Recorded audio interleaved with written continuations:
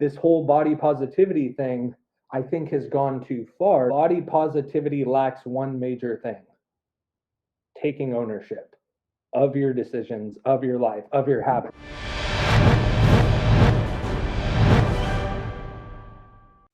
What's going on, everybody? It's Brian and Ben. Welcome to 4FTV, where we cover all things from faith, family, fitness, and freedom. And today, we got an episode that just might trigger somebody watching. I hope not, but it probably will. Guaranteed. Episode 16, has body positivity gone too far? Now, before Ben and I even give our opinions on this, let me read the definition of body positivity for all you wondering, well, what exactly is that? Maybe I don't understand.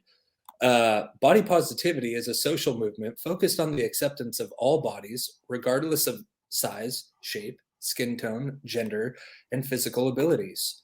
Challenging beauty standards as an undesirable social construct, proponents focus on the appreciation of the functionality and health of the human body instead of its physiological appearance. Now, Ben, when I read this, when we were preparing for this episode, there was one thing that stuck out to me immediately in that last sentence, and it felt extremely hypocritical in its own definition, and it also felt very misaligned with the entire point they were trying to make in that long definition, which was the appreciation of the functionality and the health of the human body. Is a physiological appearance a byproduct of those things? I would say yes. I'm going to go out on a limb and say yes, absolutely. Without getting too articulate or nitpicky about that. What's a terminology we've always heard as trainers? Form follows function, right? And so when you're increasing somebody's capacity for function, which is what we're trying to do every time we get somebody healthy, every time we try to lead somebody in better choices in lifestyle, the outcome of that is that form follows function. You'll be hard pressed. There are a few exceptions, perhaps like, track and field shot putters or some other people that may be trained for an explosive 3 seconds of effort in that particular sport, where people might not look as much like an athlete, but those are few and far between. When you have somebody who treats their body and prioritizes their body to serve a particular function, the form is almost always going to follow. Absolutely. And I mean, just right out of the gate, I want you all listening or watching to imagine you at your current state, but 100 pounds added to you. Do you think that's going to make you more functional or less functional? Do you think it's going to make you healthier or less healthy? Do you think it's going to make it easier to get out of bed, to get up and down stairs, to perform basic tasks, being on your feet all day if you're a worker? And you're welcome to comment below. You're welcome to say like, hell yeah, I'd be able to do it. I can do anything. And it's like, awesome. Go get a 100-pound vest, put it under your uniform, and walk around for a day. It's a really simple thing. It's kind of like when you see pregnant women and you've seen men walk around with like those 25-pound things they throw over, and they're like, shit, my back hurts. And like it's like, okay, now multiply that times 4. And this is not an indictment on obesity being harder than being pregnant. I'm not drawing that comparison today. But one of the things that I understand they were trying to construct in this definition of body positivity was acceptance that may be broader than traditional marketing had been for the past few decades, which I 100% understand. And I want to tell all of you, I agree that like all these companies that were pushing like rail thin models who still were not as skinny and fit as you thought because their waists were brought in, their hips were brought out, which is a sign of vitality and reproduction in women. So it's like, can my hips bear children? Can my waist be fit? Can my Coke bottle hourglass shape? Like, why do you think companies did that? It's for men to get excited because we see with our eyes and we're visual creatures. Yeah. But for women who are more auditory and they want to hear things, that's where the messaging probably was dangerous inside of those past decades of marketing, because they're telling you you have to look this way to be beautiful, to be healthy or whatever. And I'll tell you right now, like, those real thin models are not healthy. And it's also why men need to communicate better, because women are more auditory. So when a guy says Coke bottle curves, right, the girl might hear 3-liter Coke bottle, right? Right. And you got to make sure you're very specific with what you're looking for and make sure you articulate that. We also ain't talking 2-liter, but no. Glass bottle, glass right. bottle. The traditional glass bottle, HO in Mexico, made with real sugar. Like, yeah. Anyways, we're good. It's just a caveat. I had to throw that out there, man. Yes. That's all. But here's the thing. Ben and I are on your side if that's your definition of body positivity. The idea that models are not a healthy standard of health and functionality. Neither are bodybuilders in the fitness industry, which we have talked about, because a lot of them are on steroids. A lot of them have radical lifestyles. For the average person, that is not a functional, healthy model to look at. Mm-hmm. You don't have to have a six-pack to be healthy. True. But what I want to make clear today in this episode is the pendulum has swung violently in the other direction, where we went from extreme health, where you have to look like a model or look like Arnold Schwarzenegger or whatever to be healthy. But let's be more specific too, though, in defining model, because remember, unless you paid attention or you're old enough to remember, models from the runway Calvin Klein era didn't look like a lot of what we would define even as a model today. So some of the models we would consider skinny today weren't as skinny as them. Some of these examples, were 5'10" and 87 pounds and living on celery and cocaine, so they could try to stay, at that desirable weight or shape or whatever their modeling contract required. So we want to make sure that's what we're detailing or specifying here. That extreme was not healthy. And part of the concern initially legitimately was, is this the best idea to be teaching, our daughters or our girls growing up, that unless you're like sickly, that you're not like pretty enough?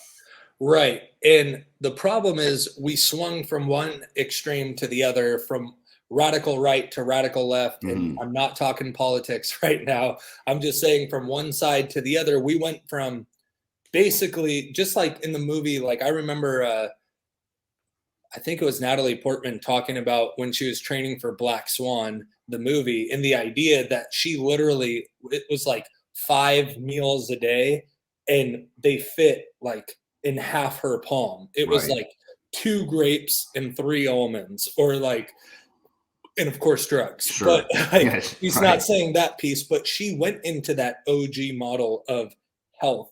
Like none of that is healthy and functional, but swinging so violently in 180 degrees to the other side, where we're saying healthy and beautiful at any size. Now, I will make a caveat. You may be the exception to the rule.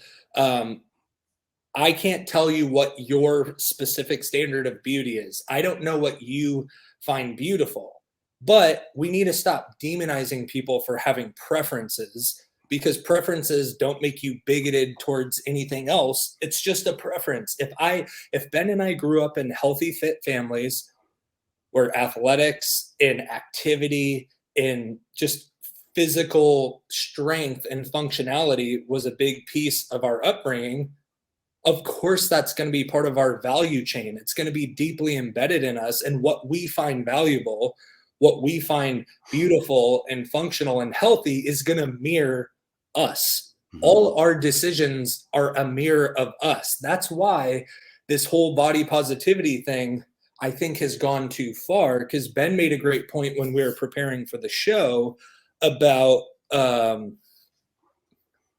this. The reason it's gone too far is body positivity lacks one major thing: taking ownership of your decisions, of your life, of your habits. And Ben, I want you to share that with people, because I thought you had a really good point of, like, we can all have our preferences, but this kind of like was a way to escape taking ownership of our choices and saying, Sure. no, this is happening to me. Yeah, I mean, for one, I think vices are one and the same, in the sense that we have a penchant or predisposition to kind of have vices, things that we attach to, whether they're coping mechanisms or or some of the things that we've talked about, like in the past with food in the food industry, is they want to make it addicting and they want you to be addicted to it, right? Yeah. They advertise really well. They put stuff in the food that makes you want to keep going back for more. Coca-Cola had traces of Coke in it back in the day. Yeah, back in the good old days, absolutely.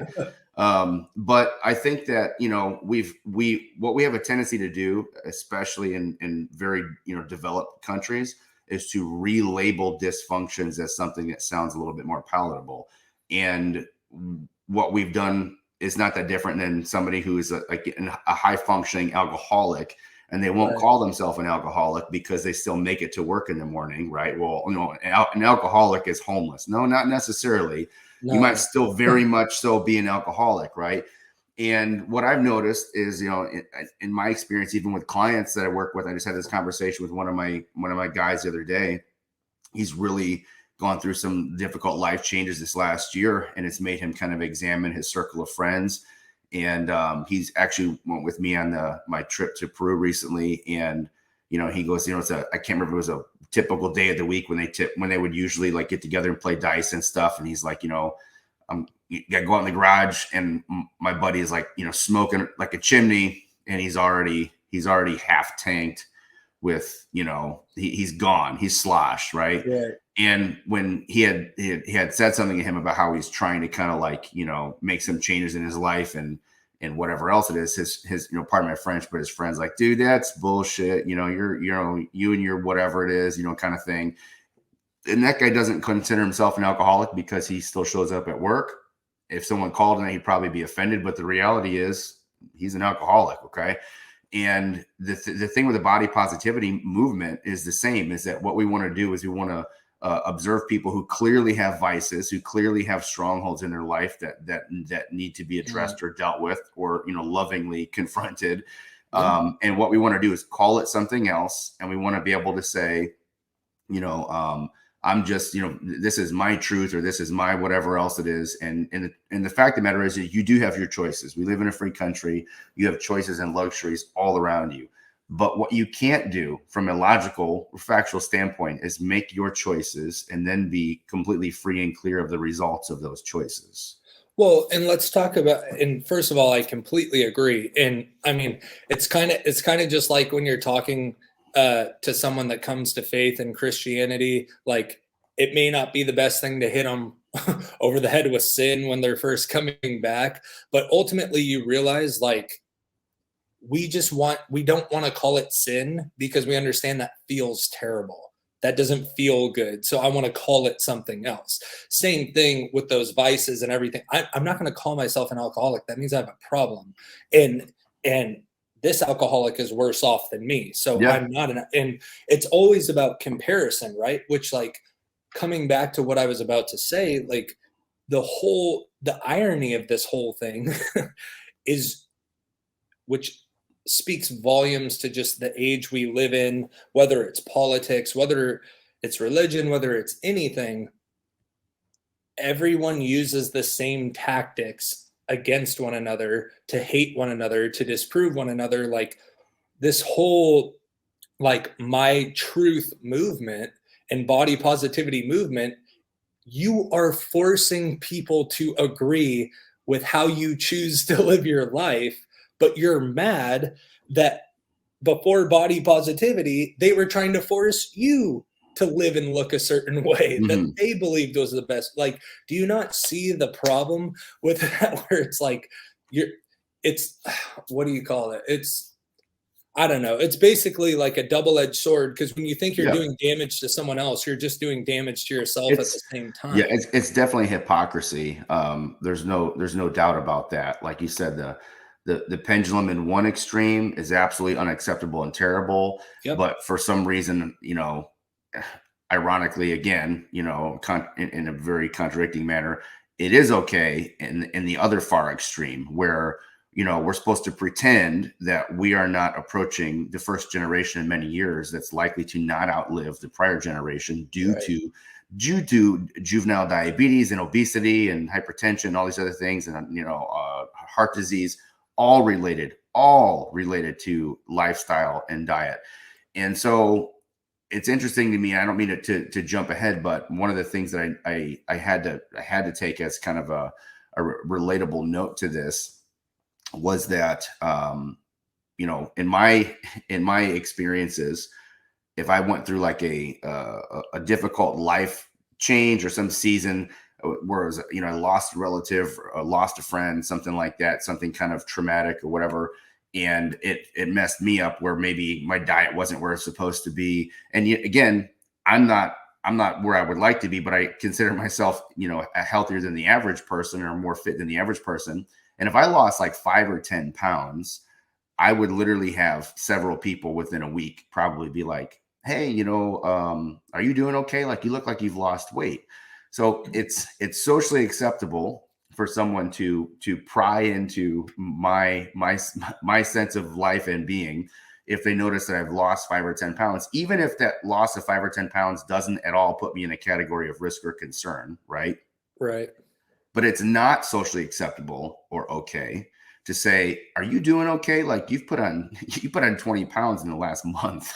Right. Right. Like, and that's not okay. That's not okay. And there's a problem with that not being okay, because it should be. Like, it defies logic altogether Right. that one of them is acceptable and one of them is not, because we do know that someone, that potentially somebody losing weight rapidly could be bad, might not be. There might be an athlete training for an event or something. But we also know for a fact that when somebody puts on 20 pounds, 30 pounds, 40 pounds, over ideal body weight, let alone 100 pounds over ideal body weight, it's absolutely not good for them. Right. Right.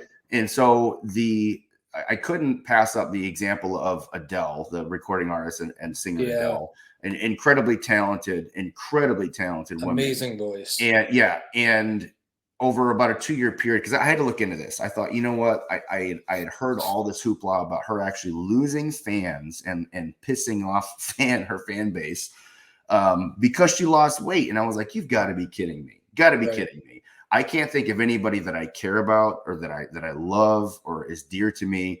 And if I saw them go from an unhealthy, obese state to losing 100 pounds, like in I can think of a couple clients of mine, for example, I couldn't be happier for them. Right.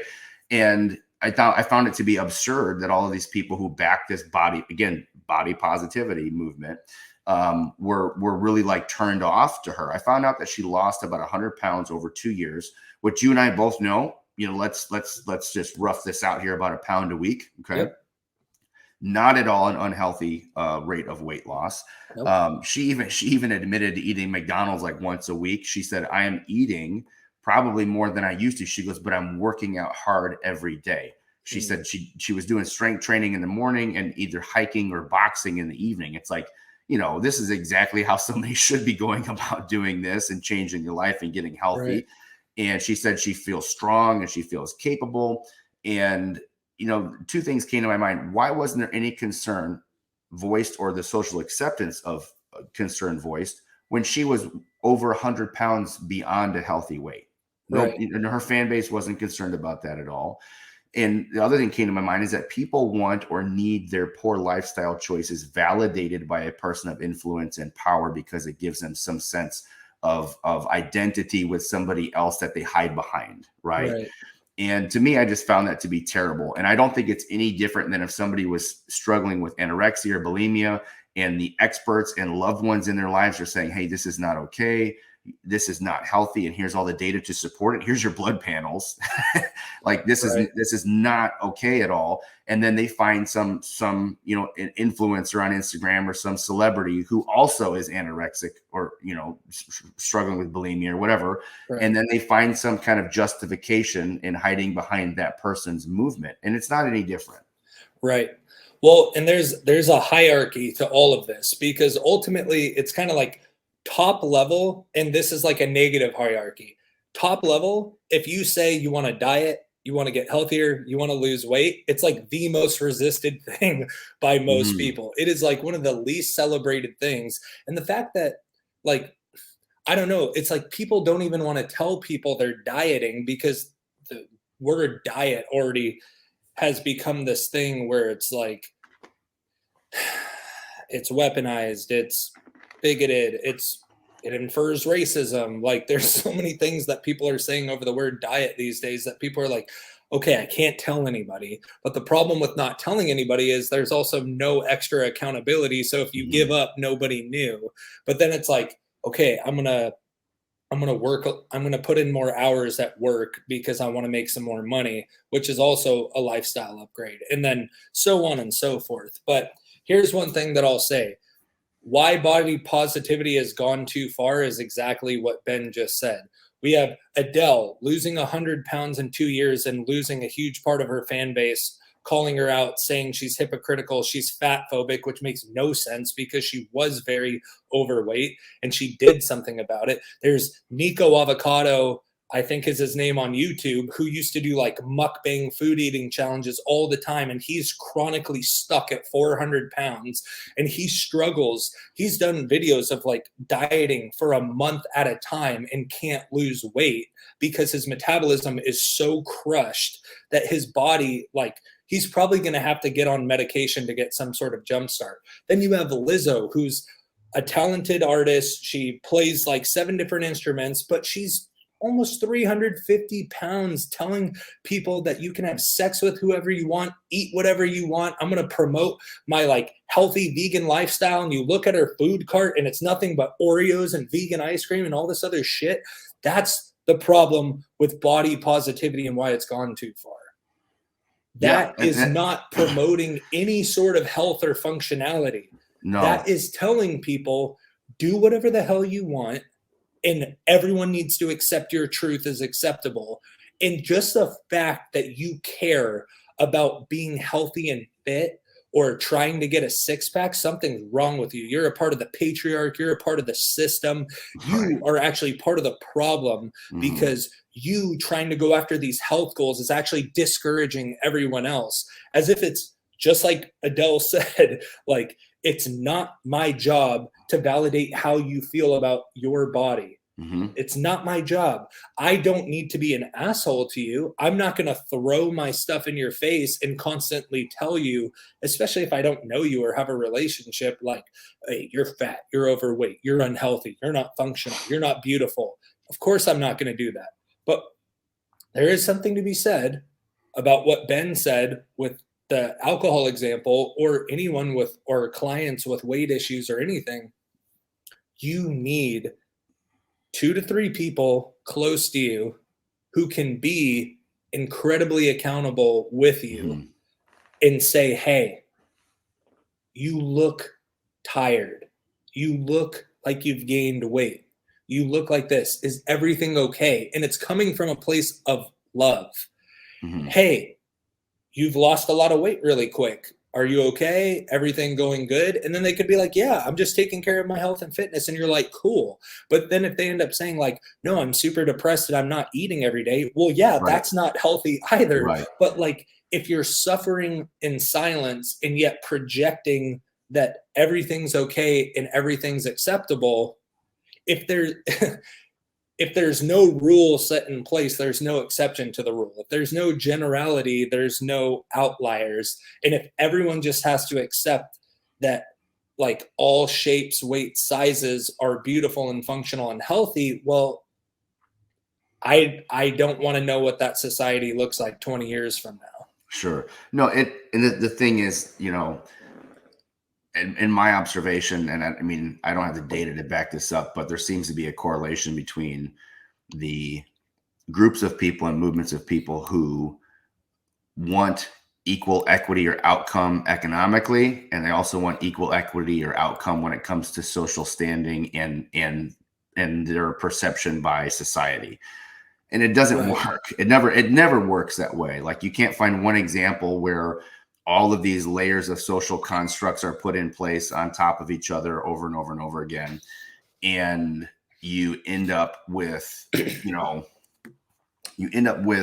an equal outcome. You can't make those types of choices. You can't be lazy and destructive to yourself and eat terrible things for, they're bad for you for years and years and years, and then say, I want somebody to still see me as this. That's no different than saying, I don't want to go to work and I want somebody to see me as wealthy. I'm sorry. Right. That's the whole equal outcome thing from an economic standpoint. Or I don't want to go to work, but you should still pay me. Right. Exactly. And that's the whole thing, is the equal outcome. You cannot force equal outcome. And some of these more recent social constructs are trying to move to that position where it's like, we're going to make sure everybody doesn't just get the same opportunity, but you get the same outcome. Everybody sees you the same. Everybody gets the same amount of everything and whatever else.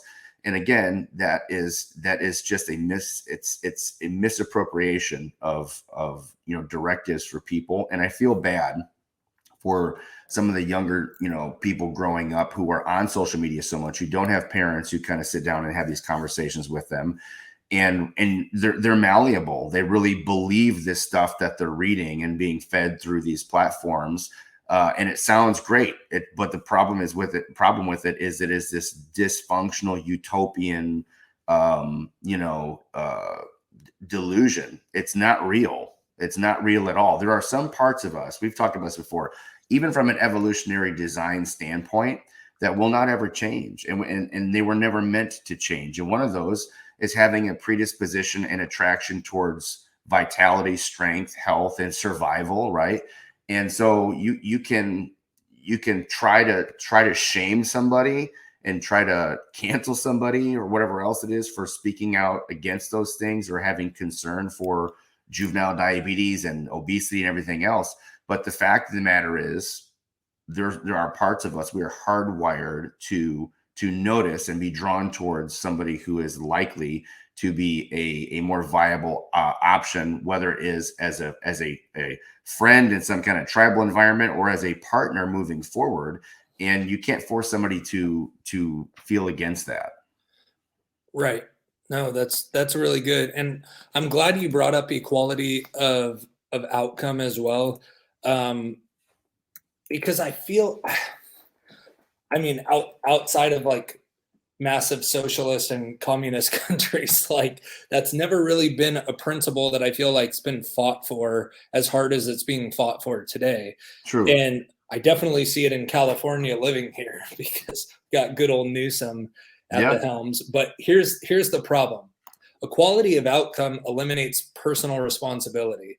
And that's exactly what Ben and I are talking about right now. Because the example is, if the outcome has to be the same, there's no standard of the income you make, the lean, fit body you have, the personality you have, how you take care of yourself, interpersonal relationships, speaking and communication skills. If none of that matters and everybody's a 10 out of 10, and if you're not, then you're the problem. It completely deflects taking ownership and personal responsibility of the fact that I could learn more skills to get a better job, to make more money, but it takes effort. I could eat well and go to the gym, but it takes more effort. It takes more change. It takes more discipline. And that's one thing too. Look, I'm really not trying to, neither of us are trying to hate on you if you've been struggling with weight your whole life, but we do want to be real with you. You don't have to have a six-pack to be healthy, But just as Ben said, if you're 30, 40, 50 pounds over where you should be, 100 pounds over where you should be, it's not healthy. It's hurting your functionality and your health. There is a level of beauty that you are not going to hold with men who look at someone and say, I'm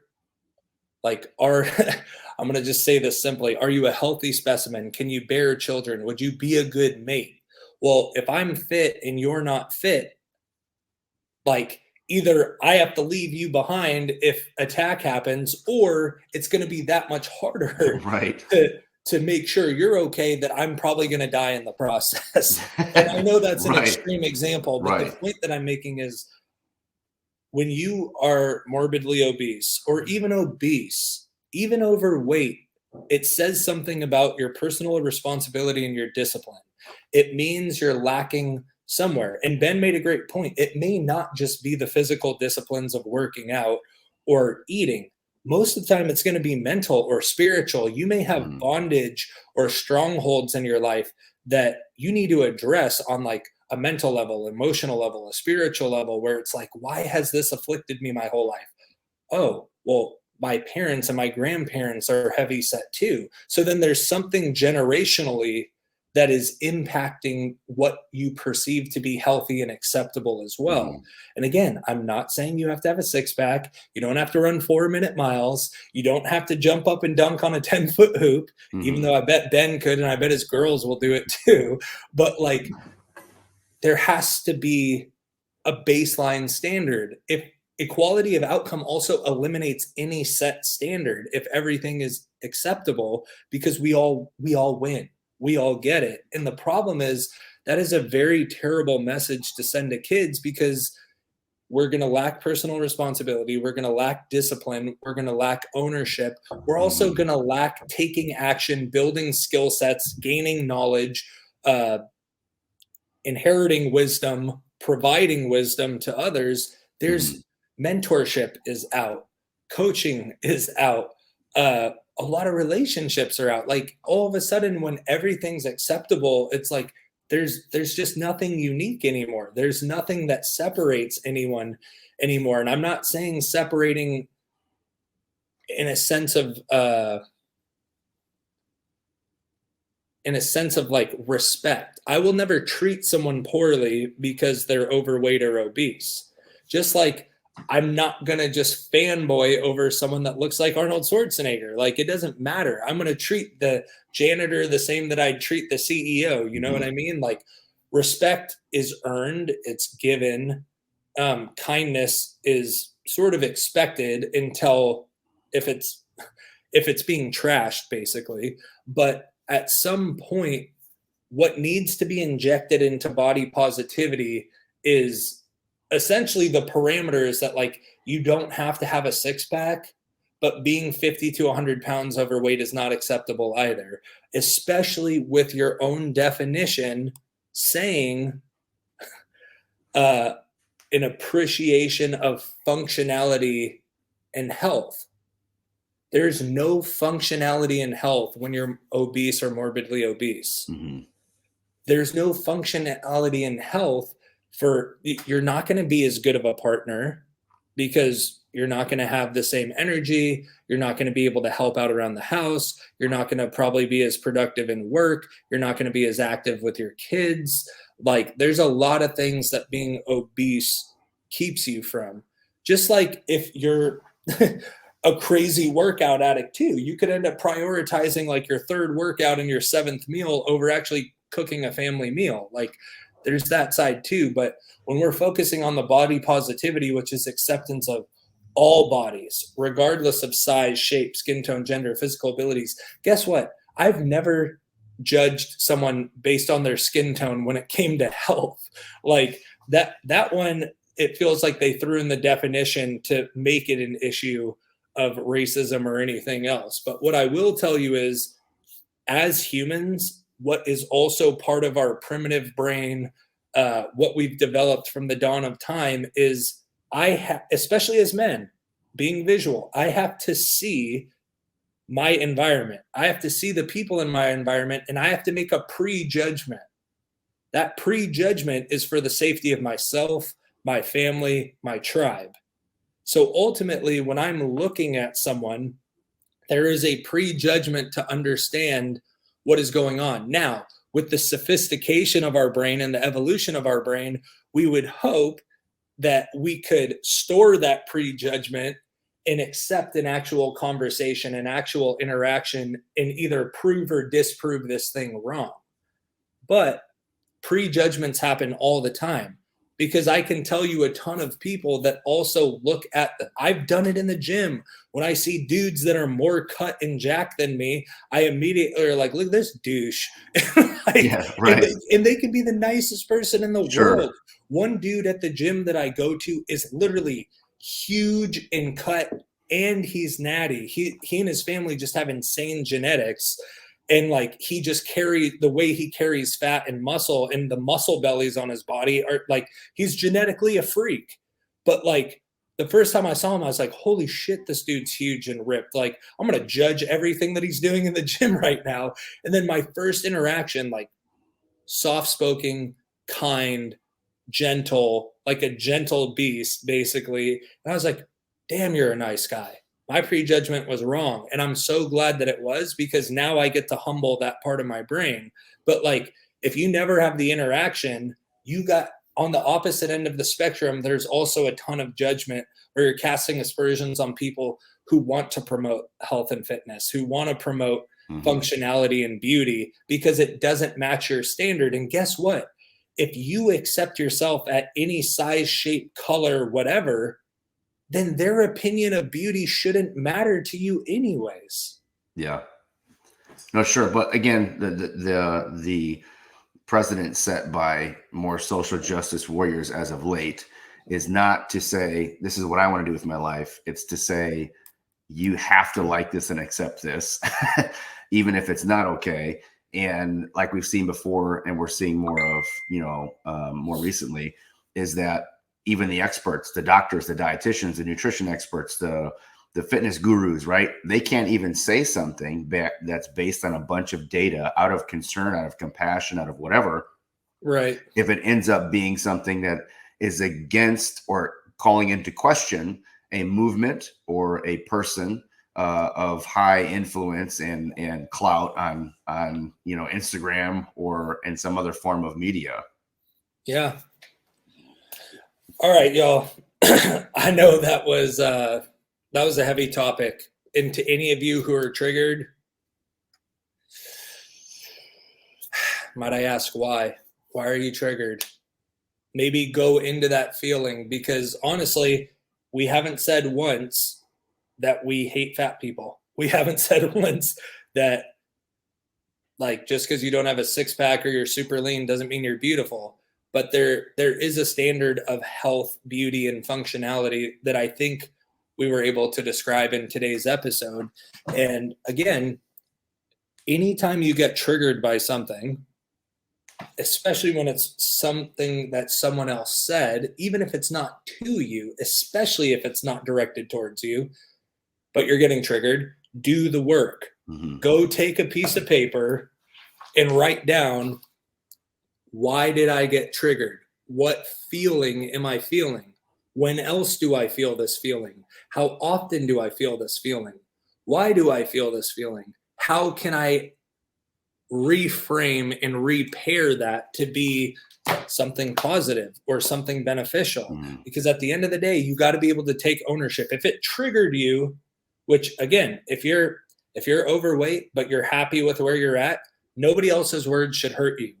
If it feels like it's hurting you and it's not directed at you, stop making other people's business your business. That's their opinion. That's their truth, just like your opinion and your truth. If you're going to go down that rabbit hole, you have to accept everyone has their own truth.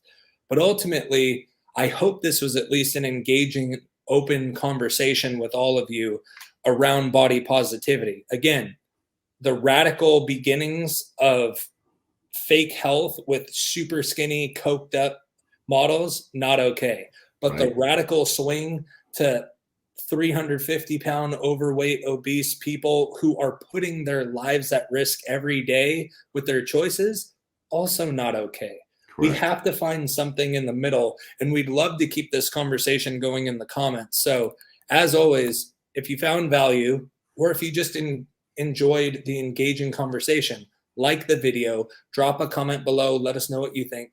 Subscribe to the channel and hit that bell to all so you never miss a video. And make sure, if you want to see another video of this, if you want us to go deeper into this or topics like this, let us know and we'd be happy to do it. But once again, I'm Brian, that's Ben. This is 4FTV, where we cover all things faith, family, fitness, and freedom. And we hope you have a blessed day.